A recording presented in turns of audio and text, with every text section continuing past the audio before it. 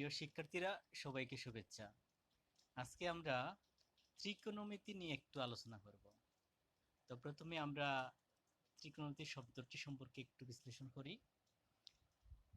নাম থেকেই বোঝা যাচ্ছে ত্রিকোণ, অর্থাৎ ত্রি মানে তিন, তিনটি কোণ, আর মিতি অর্থ পরিমাপ। তাহলে আমরা বুঝতে পারলাম যে ত্রিকোণমিতি বলতে আমরা বুঝি তিনটা কোণের পরিমাপ। ইংরেজিতে যদি বলা হয় তাহলে ত্রিকোণমিতি অর্থাৎ ত্রিগণ, এখানে তিনটি কোণ আর মিতি যেটা পরিমাপ করা। তাহলে যে কেউ যদি প্রশ্ন করে তাহলে আমরা বলতে পারবো এভাবে, ত্রিকোণমিতি হচ্ছে যে শাখায়, গণিতের যে শাখায় ত্রিভুজের সংক্রান্ত বিভিন্ন পরিমাপের আলোচনা করা হয় সেটাকে আমরা ত্রিকোণমিতি বলবো। তাহলে আমরা প্রথমে একটি সমকোণী ত্রিভুজ নিয়ে আলোচনা করি। সমকোণী ত্রিভুজ অর্থাৎ যেখানে এই ত্রিভুজের একটি কোণ সমকোণ থাকবে বা 90 ডিগ্রি থাকবে। ধরে নেই আমরা এখানে এই কোণটি 90 ডিগ্রি অর্থাৎ সমকোণ। এবার আমরা দেখি এখানে যে কোণটি আছে এই কোণের নাম হবে PON। কোণটি হবে PON। তাহলে আমরা এই কোণটি ধরলাম। তাহলে এই কোণের সরাসরি বিপরীতে যে বাহু আছে আমরা সেটাকে বিপরীত বাহু বলবো। আমি আবারও বলছি, অর্থাৎ ও কোণের যে কোণটি আমরা ধরবো সেই কোণের ঠিক বিপরীতে যে বাহুটি আছে সেটি আমরা বিপরীত বাহু ধরবো। আবার অনেক সময় আমরা সেটাকে আমরা লম্ব হিসাবেও অভিহিত করি।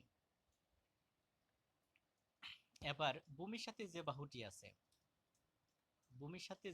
আছে, ভূমি সমান্তরালভাবে আমরা সেই বাহুকে কি বলবো? সন্নিহিত বাহু বলবো। অর্থাৎ এখানে যা আছে ON সেটা হবে সন্নিহিত বাহু। তাছাড়া সমকোণের বিপরীতে যেটা আছে সেটাকে আমরা অতিভুজ বলি। অর্থাৎ এখানে OP বা PO এই বাহুটি হবে অতিভুজ। তাহলে এই তিনটি বাহু সম্পর্কে আমি আবারও বলছি যে অতিভুজ বলতে আমরা বুঝি সমকোণের বিপরীতে যে বাহুটি আছে। এখানে আছে OP, OPটা হবে অতিভুজ। আবার বিপরীত বাহু হবে যে কোণ আমরা ধরলাম, অর্থাৎ অকোণ, তার বিপরীতে যে বাহুটি আছে সেটি আমরা বিপরীত বাহু বলবো। এখানে আছে PN। আর সন্নিহিত বাহু বলতে আমরা ভূমি সমান্তরালভাবে যে বাহুটি আছে সেটাকে আমরা সন্নিহিত বাহু বলবো। ঠিক একইভাবে আমরা যে কোনো ত্রিকোণমিতির ক্ষেত্রে এই তিনটি বাহু আমরা সবসময় ভালোভাবে বুঝতে হবে। তো এখানে আমরা যদি কোণটা ধরলাম PON, তাহলে মূলত আমরা এই অকেন্দ্র অকোণ বিশিষ্ট একটি সমকোণী ত্রিভুজের ক্ষেত্রে আমরা লিখতে পারি যে PN তা হবে বিপরীত বাহু, ON হবে সন্নিহিত বাহু এবং PO বা OP হবে আমার অতিভুজ।